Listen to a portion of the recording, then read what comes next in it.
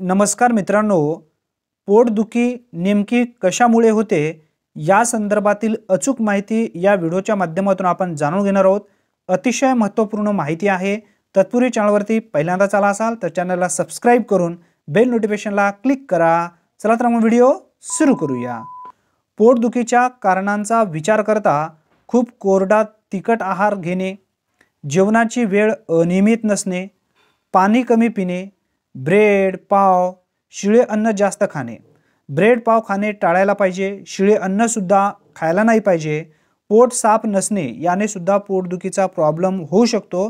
लघवीला जाण्याचा कंटाळा करणे, अनेक असे व्यक्ती आहेत लघवी आली तरी वेळेवर जात नाही। लघवी दाटल्यामुळे सुद्धा पोटदुखीचा प्रॉब्लेम होऊ शकतो। मुलांच्या बाबतीत स्वच्छ हात न धुणे, खूप गोड खाणे या कारणाने जंत होऊन पोट दुखू शकते। मात्र फार वाट न पाहता तज्ञांना दाखवायला पाहिजे, डॉक्टरांचा सल्ला घेतला पाहिजे, कारण मुतखड्यामुळेही पोटात दुखू शकते। यासाठी वाळा, चंदन, गोकरू पावडर घालून केलेले औषध पाणी पिण्यास घ्यावे।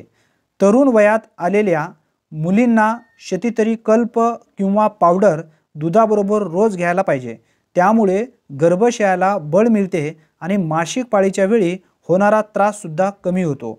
मित्रांनो, अशाच विविध महत्त्वपूर्ण माहितीसाठी नक्की या चॅनलला सबस्क्राइब करून बेल नोटिफिकेशनला क्लिक करून ठेवा।